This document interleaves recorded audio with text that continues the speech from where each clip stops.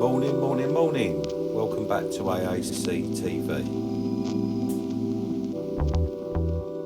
Apologies for the lack of content in the recent past, but this maybe will explain why I've been a little absent from the channel. Apart from the winter being relentlessly busy at the shop at AAC HQ, which is quite normal for that time of year, I've also been project managing a new division in AAC's history, hence the lack of updates. Also, around a year ago, I decided it was important to start laying down a new foundation or vision of where I want AAC to be in 10 years or so, leading towards my retirement age. I kept asking myself, what am I going to do next? AAC is currently doing well despite the world's events, and the team of course helped make sure of that too. But as I'm getting older, the prospect of what I do next now becomes more apparent. As aquatics is part of the makeup of my blood, it's going to be very difficult not to be involved in some way, as I can't see myself ever without salt or fresh water in my life. The concept of AAC has always been about trying to contribute layers of sustainability that it can fit into its retail commercial nature, just like my little coral farm in Essex, the AAC Coral Lab. And AAC is always trying its best to support as many realistically priced captive bred fish species as they become available. But it seemed fitting also that at the time I'm considering another layer of aquaculture of sorts to AAC's belt, one of my reefing idols, Mr. Terry Evans of Wet Pets fame and many other pioneering achievements in the aquatic hobby, should be finally at no less than 82 years old, giving up his retirement job. This retirement job was breeding and supplying pretty much most of the Erector Seahorses for the UK retail scene via Tropical Marine Centre, which is a well-known wholesaler of marine ornamentals in the UK.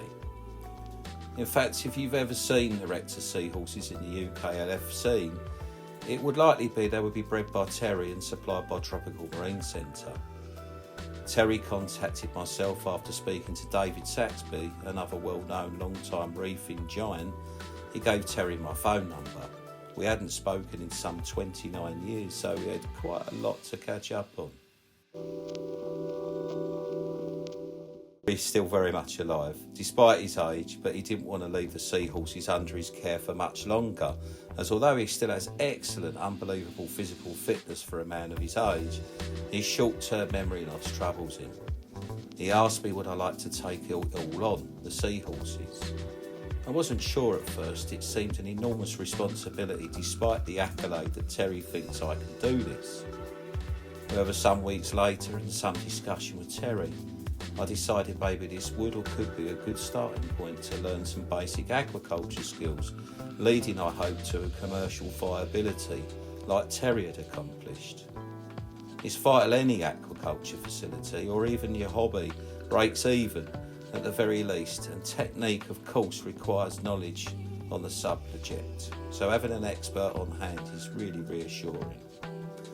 I'll of course continue at AAC to frag and aquaculture as many corals as possible to spread the love via the coral farm, but what about the fish? It's always bothered me, this one. I had some background knowledge that these species of seahorse would be far easier than culturing a lot of other marine fish species, despite their well-known delicate nature, and I fancied something different from the very documented and usual clownfish, used often as a starting point in aquaculture. I also at this time decided to look at another species of the Sigma-Fidae family I've always loved, the Jan's flaming pipefish. There is simply way too demand for so little specimens coming to the UK. I can't make up my mind whether they're elusive and they're very difficult to find, or whether they're just simply rare. So this particular species became of interest to me. But I believe it might be a while yet before I can even consider the prospect of young from the pipefish and raising them before the seahorses. Currently I have a group of 6 flame pipes that seem more intent on fighting and getting down to any sexy action, but it's been done in Australia, I believe, so maybe I'll accomplish this species at some point in the future. So it begins here, or rather it doesn't, as the project started and should have completed around autumn 2022, and we now are of course mid-2023. And I've only recently completed the space and started collecting the brood stock.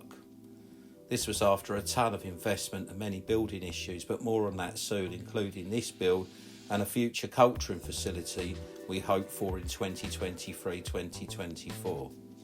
For now, I've just concentrated on finding a simple, nice, quiet space to hold the parent stock, to study more about the species I wish to culture.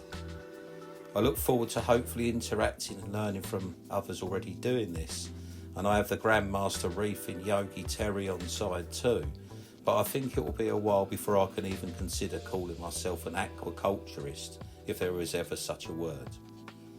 So I'm truly at the beginning of something new, a seahorse breeding newbie, maybe, who knows, but I hope you feel it's worth joining me along this journey with future updates. So subscribe if you fancy it. There's been plenty of drama already, certainly some tales of woe unfortunately, but a sprinkling of joy already too. Here's a little preview of what and where we're up to at the moment. Catch you soon.